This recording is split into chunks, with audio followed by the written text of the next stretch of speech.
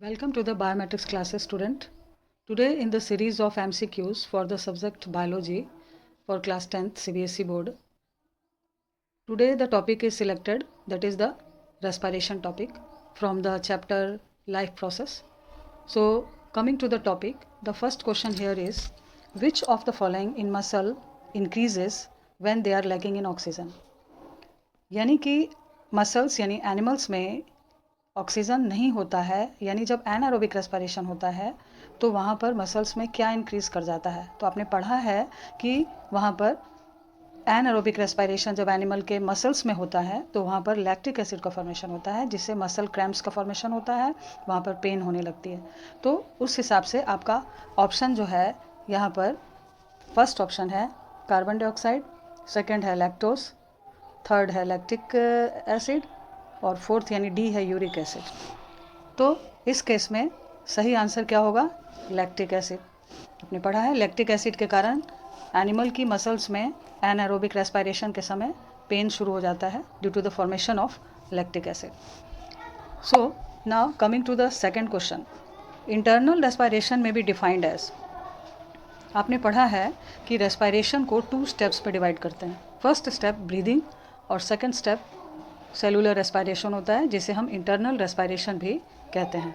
Internal respiration के समय यानी अगर हम फर्स्ट की बात करें, ब्रीदिंग के समय इनहेलिंग और एक्सेलिंग होता है, यानी ऑक्सीजन लेते हैं दैट इज़ इनहेलिंग और कार्बन डाइऑक्साइड को ब्रीद आउट करते हैं यानी दैट इज़ एक्सेलिंग। और सेकेंड स्टेप में सेलुलर रेस्पिरेशन इंटरनल रेस्पिरेशन के समय वहाँ पर ऑक्सीडेशन ऑफ फूड होता है, जिससे कि एनर्जी रिलीज़ होती है।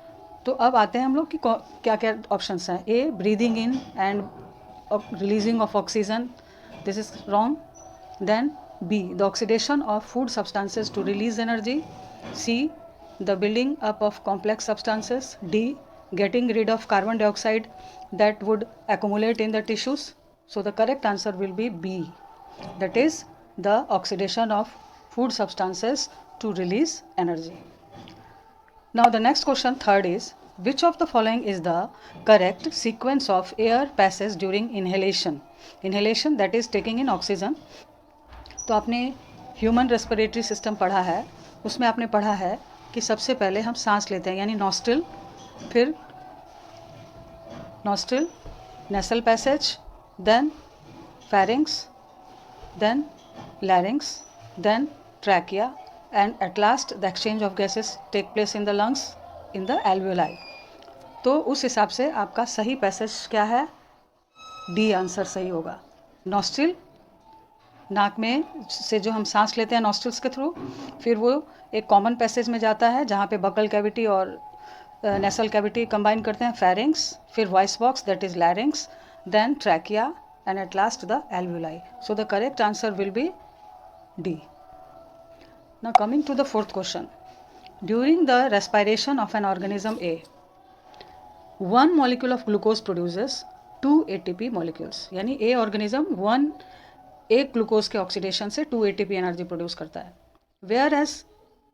where respiration of another organism B, one molecule of glucose produces 30 ATP, यानी यहाँ पे 30 ATP बन रहा है B ऑर्गेनिज्म के द्वारा और A ऑर्गेनिजम्स के द्वारा सिर्फ 2 ATP बन रहा है पर ग्लूकोज के ऑक्सीडेशन से। तो आपने 2 चीज़ें पढ़ी हैं। आपने एनारोबिक रेस्पिरेशन पढ़ा है जहाँ पर जो है फूड के थ्रू जो है एनारोबिक रेस्पिरेशन में 1 ग्लूकोज के ऑक्सीडेशन से 1 ग्लूकोज ऑक्सीजन केवल 2 ATP एनर्जी प्रोड्यूस करता है। That means in anaerobic respiration less energy is produce, that is only 2 ATP। ठीक है, जबकि आपने एरोबिक रेस्पिरेशन में कंप्लीट ऑक्सीडेशन ऑफ फूड पढ़ा है जिसमें कि ज़्यादा एनर्जी प्रोड्यूस होती है और वो कितनी होती है? 38 ATP। तो यहाँ पे क्लियर हो जा रहा है कि एक ऑर्गेनिज्म ए है जो 2 ATP बना रहा है, यानी कि उसका जो रेस्पिरेशन है वो एनारोबिक है, और बी जो है वो 38 ATP प्रोड्यूस कर रहा है, यानी कि उसका जो रेस्पिरेशन है वो एरोबिक है। तो उस हिसाब से यहाँ पे सही ऑप्शन क्या होगा? ए विच ऑर्गेनिज्म, क्वेश्चन है सॉरी यहाँ पे MCQs है, which organism is undergoing aerobic respiration? B, because 38 ATP is produced, large energy is produced, so here the answer will be B. इस केस में आंसर आपका क्या हो जाएगा? B हो जाएगा। Second, which organism is undergoing respiration, anaerobic respiration, क्या हो जाएगा यहाँ पे? ए हो जाएगा, ठीक है, क्योंकि 2 ATP एनर्जी वो प्रोड्यूस कर रहा है। फिर सी क्वेश्चन है, which type of organism A और B can convert glucose into alcohol. तो आपने पढ़ा है कि एनारोबिक रेस्पायरेशन में प्लांट्स में जो है अल्कोहल, इथाइल अल्कोहल का प्रोडक्शन होता है, यानी कि एनारोबिक रेस्पायरेशन होता है। तो अभी क्लियर हो गया कि ए ऑर्गेनिज्म एनारोबिकली रेस्पायर कर रहा है 2 ATP एनर्जी प्रोड्यूस करके, और बी जो है वो एरोबिकली कर रहा है। तो विच टाइप ऑफ ऑर्गेनिज्म, तो आंसर विल बी हेयर ए, क्या हो जाएगा? ए ऑर्गेनिज्म ग्लूकोज को एनारोबिकली इथाइल अल्कोहल यानी अल्कोहल में कन्वर्ट कर रहा है, ठीक है। ये असर्शन वाला जो क्वेश्चन है उसमें आपका इस तरह से हॉट्स क्वेश्चन जो है, हाई ऑर्डर थिंकिंग क्वेश्चंस आते हैं, तो उसके लिए ये बहुत अच्छा क्वेश्चन है, ये आप इसको जरूर देख लीजिएगा। फिर question D, name one organism which behaves like a means anaerobically, ठीक है। आप यहाँ पे क्या लिख सकते हैं? आपने पढ़ा है यूनिसेलुलर फंगस, ईस्ट को लिख सकते हैं, ठीक है। Name 2 organisms which behave like B, ठीक है। तो नॉर्मली जो एनिमल्स होते हैं और जो प्लांट्स होते हैं वो क्या करते हैं, जो है in the presence of oxygen वो रेस्पायर करते हैं, यानी कि एरोबिकली करते हैं। तो यहाँ पे आप लिख सकते हैं नॉर्मली प्लांट्स एंड एनिमल्स, और यहाँ पे ए के केस में आप फंगी को लिख सकते हैं, यूनिसेलुलर फंगस, ईस्ट को लिख सकते हैं, ठीक है। तो ये आपका जो है यहाँ पर question 4th। Now coming to the 5th question, which of the following is not produced during anaerobic respiration in unicellular fungus। वो क्वेश्चन आ गया आपका, यानी कि यूनिसेलुलर जो फंगस है, ईस्ट है, उसमें क्या नहीं प्रोड्यूस होता है। तो आपने क्या पढ़ा है कि एनाएरोबिक रेस्पिरेशन जब ईस्ट में यानी फंगस, यूनिसेलुलर फंगस में होता है, तो वहाँ पर एक ग्लूकोज जो है वो at last ethyl alcohol, carbon dioxide और 2 ATP एनर्जी प्रोड्यूस करता है। कितनी चीज़ें प्रोड्यूस करता है? 3, ethyl alcohol, carbon dioxide and only 2 ATP of energy, ठीक है। उस हिसाब से हम ऑप्शंस को देखते हैं।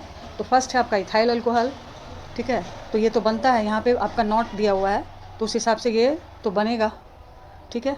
देन वाटर आ रहा है, वाटर आपने अभी पढ़ा कि नहीं बन रहा है, कार्बन डाइऑक्साइड भी बन रहा है, ATP भी 2 ATP एनर्जी प्रोड्यूस हो रही है, तो बन क्या नहीं रहा है, तो यहाँ पे आपका आंसर क्या हो जाएगा? बी, है ना, not produce. So water is not produce during anaerobic respiration in the unicellular fungus, clear.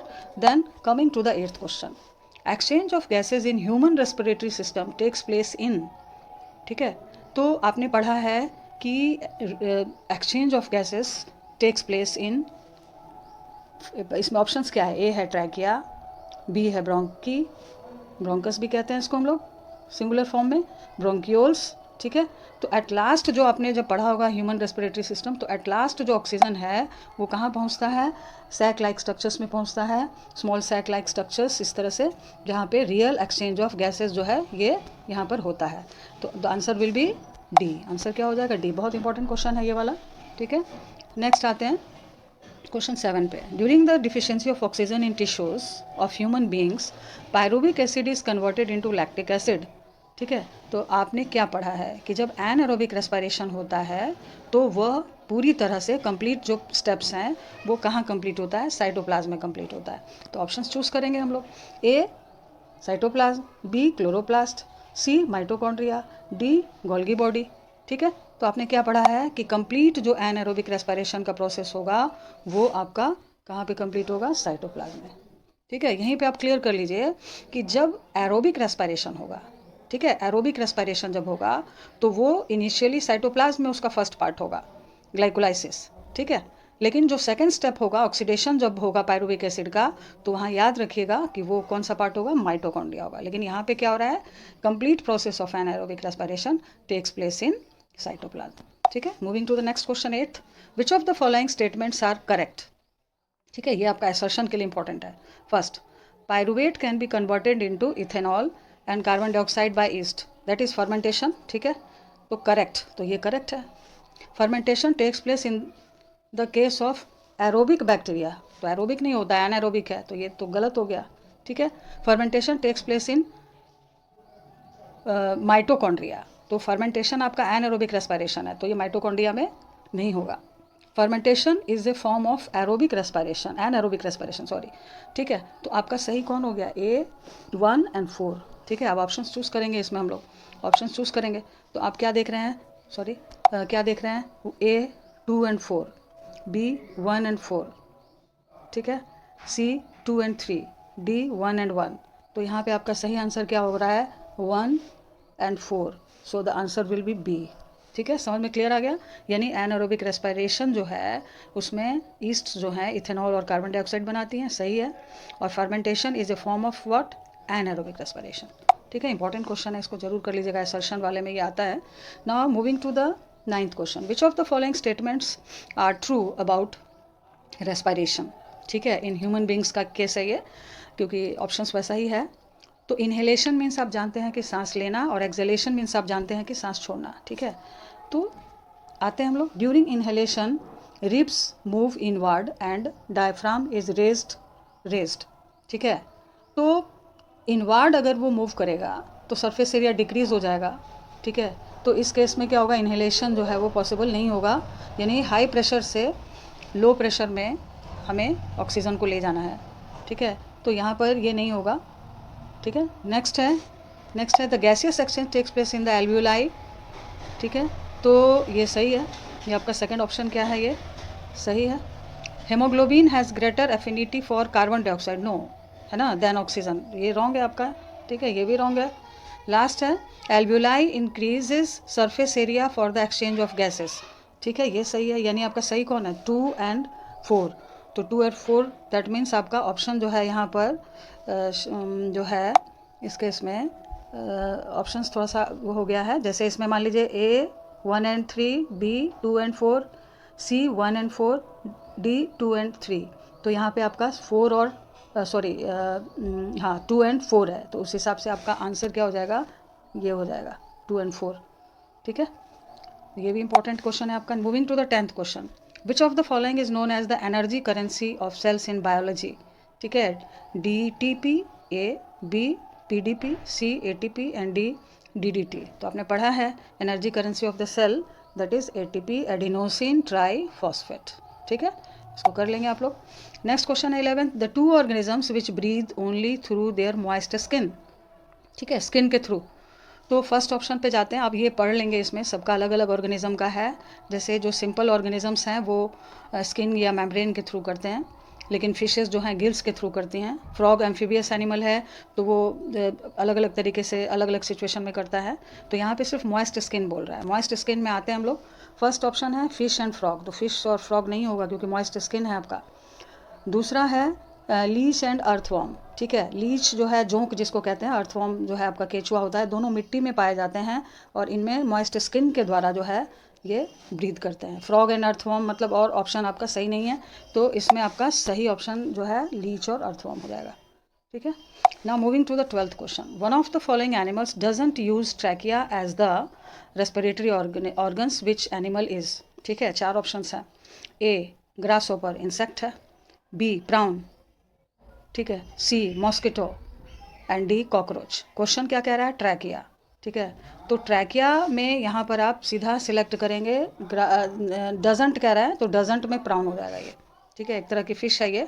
बाकी मॉस्किटो इंसेक्ट है, कॉकरोच, ये इन सब में जो है रेस्पिरेटरी मतलब ये ट्रैकिया होता है, स्पाइरकल्स होते हैं, होल होता है उसमें, ये दोनों पार्ट्स होते हैं। तो मेनली ट्रैकिया होता है जिसके द्वारा जो इंसेक्ट्स होते हैं लाइक ग्रासहॉपर, मॉस्किटो, ये करते हैं। लेकिन यहाँ पे डजंट हो, यानी आंसर क्या हो जाएगा आपका, ब्राउन हो जाएगा यहाँ पे। ठीक है, जो कि एक झींगा मछली को कहते हैं इसको हम लोग। Next moving to the 13th question, the breathing and respiration in woody stem of a plant takes place through. Woody यानी पेड़ जब बड़ा हो गया, उसमें सेकेंडरी ग्रोथ हो गई है। ठीक है, बार्क जो है वहाँ पर आप देखते हैं कि जो है इस तरह से उसमें पैसेजेस जो है उसके बार्क में प्रेजेंट होता है, पेड़ की छाल में। ठीक है, तो उस केस में आपका ऑप्शन क्या है, पहले रूट हेयर। ठीक है, तो यहाँ वुडी है, यानी कि वुडी स्टेम की बात हो रही है, स्टेम की बात हो रही है, रूट की बात नहीं हो रही है।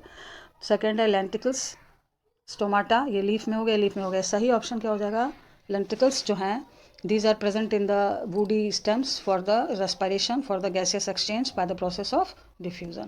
ठीक है, moving to the 14th question, the breakdown of pyruvate to give carbon dioxide, water and energy takes place in, that means complete oxidation of food, that is aerobic mode of respiration takes place, then the main oxidation to release energy carbon dioxide water and energy it will have, अभी आपने पढ़ा भी, अब मैंने भी explain किया था कि वो लास्टली शुरू में जब एनारोबिक रेस्पिरेशन होता है तो ग्लाइकोलाइसिस जो होगा वो साइटोप्लाज्म में होगा, ठीक है, लेकिन जो रिलीज ऑफ एनर्जी होगी वो माइटोकॉन्ड्रिया में होगी, ठीक है, क्योंकि ये सारी चीज़ें बन रही हैं, यानी ये एरोबिक रेस्पिरेशन है, तो इस केस में आंसर आपका क्या हो जाएगा, माइटोकॉन्ड्रिया, ठीक है।